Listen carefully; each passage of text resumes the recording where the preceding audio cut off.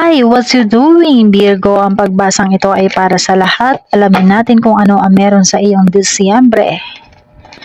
Okay, one more.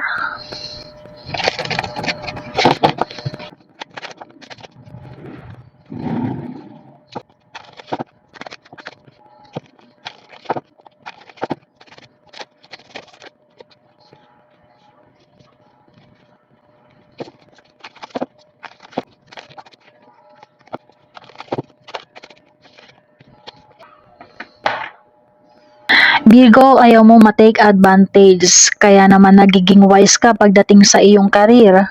Kaya nawawalan ka ng pahinga ngayon sa iyong current na posisyon. Pag-isipan muna bago umaksyon, Virgo. Or maaaring sa kaiisip mo na mga paraan, nawawalan ka na ng confidence. Huwag kang matakot. Alam mo sa sarili mo, sa mga idea mo na kayang-kaya mo malagpasan ang nagiging problema o ng iyong mga pinag-aalala. Kung may mga nagiging problema, ito ay pag-usapan o kailangan mo magsalita, Virgo.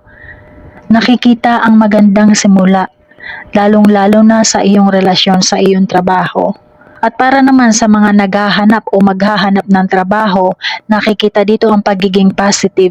Nakikita ang mga paparating na mga bagong opportunities para sa iyo. At para naman sa mga naghihintay ng promotion sa trabaho, huwag kang mag-alala, positive ang promotion mo.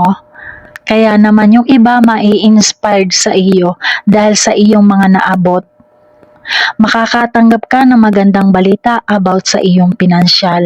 At positive news din para sa mga maglo-loan. Nakikita rin dito ang travel ngayong Disyembre.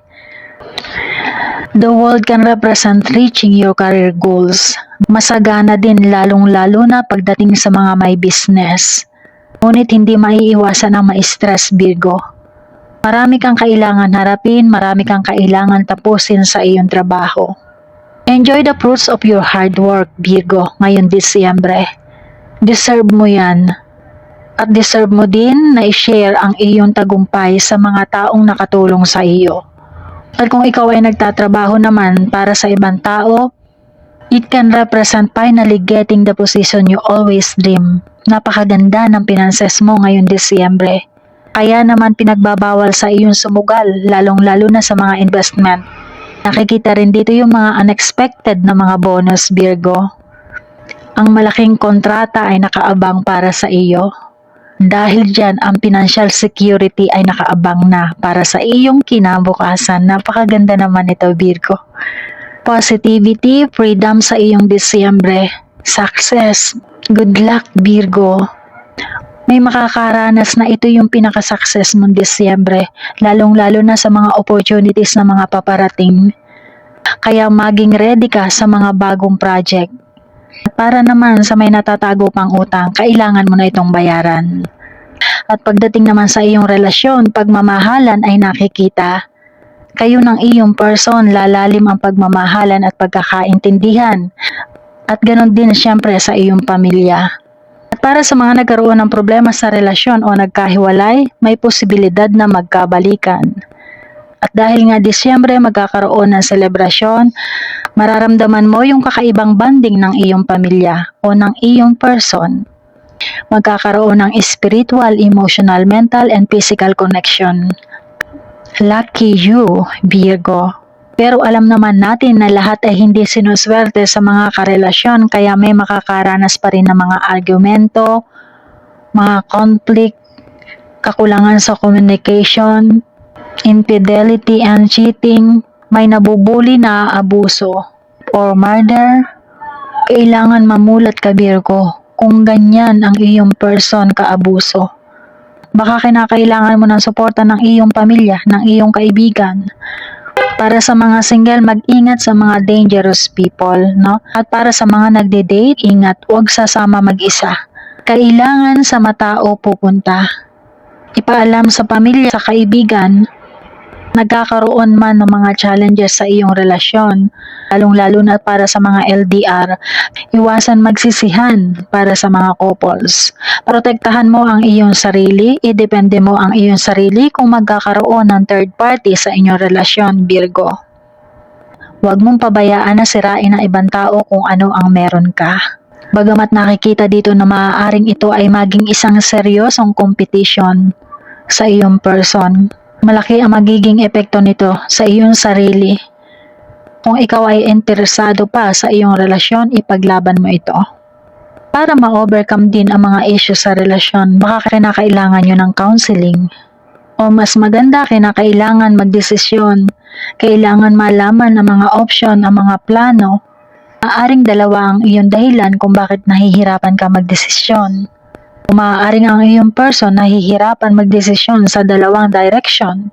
Maaaring nag-iisip siya kung mag-i-stay pa ba o magla-let go.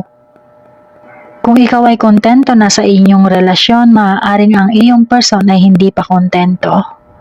Kaya nakikita dito ang cheating. Nakakalungkot man Virgo, pero kailangan mong mamili o kailangan mamili ng iyong person between a partner and a lover. O maaaring ang isang pamilya ay dumadaan sa pagsubok dahil sa third party. Nakakalungkot lalong-lalo na kung babae ang nahihirapan magdesisyon. At dahil dyan, kailangan mong bigyan ng atensyon ang iyong kalusugan. Kailangan ng iyong katawan ang pahinga. Kailangan ng iyong katawan ang disiplina. Kailangan mo ng balance sa iyong kalusugan. Madalas mararamdaman ang sakit ng ulo, ang high blood, or chronic fatigue. Iwasan ang mga hindi magagandang gawain. Lalo na ngayon Disyembre Virgo, iwasan ang mga hindi magaganda o masusustansyang pagkain para sa iyong katawan. Umiwas sa mga alkohol na inumin. Umiwas sa mga ipinagbabawal na gamot. Mental health issue ay nakikita, depression, anxiety, panic attacks, bipolar. Para wag ma-diagnose sa mga nasabing sakit, umiwas sa mga ipinagbabawal. Huwag magpakapagod. Go to the doctor and get a check-up, Virgo. Maging maingat at makinig sa iyong doktor sa mga ibinigay na limitasyon para sa iyong sarili, para sa iyong kalusugan, Virgo.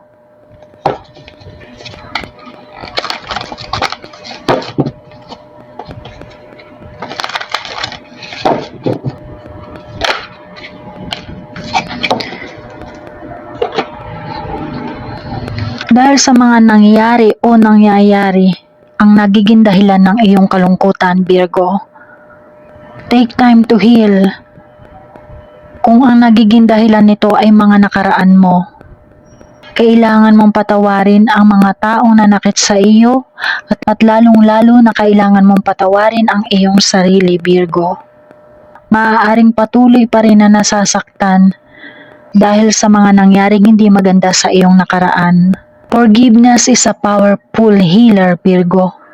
Take time to heal. I-release mo ang mga sakit na iyong naramdaman. Huwag kang magpatuloy sa enerhiya ng iyong mga pagkakamali, disappointment. Ginawa mo ang lahat, Virgo, para sa iyong sarili, para sa iyong magandang kinabukasan, para sa ikagaganda ng lahat at ikabubuti. Bigyan mo ng chance ang iyong sarili para makapag-move on. Ilang days na lang, 2025 na Virgo, move on na tayo. Okay? At sa mga nagkaroon ng problema sa relasyon, alamin natin ang mensahe sa iyo ng iyong ex-person o ng iyong person.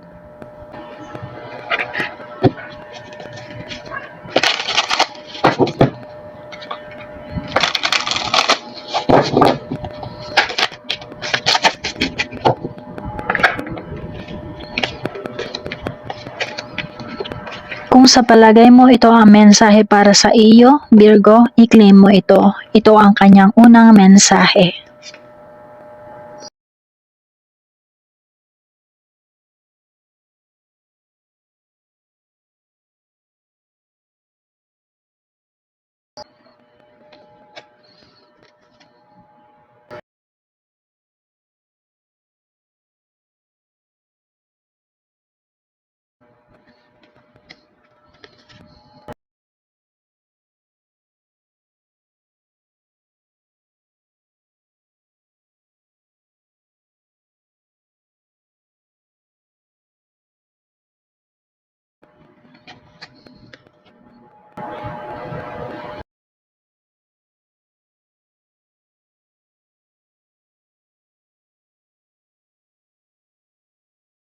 At ito ang iyong naging pagbasa, Virgo. Gawin mo lamang itong gabay kung iyong nais. Kita-kits po muli.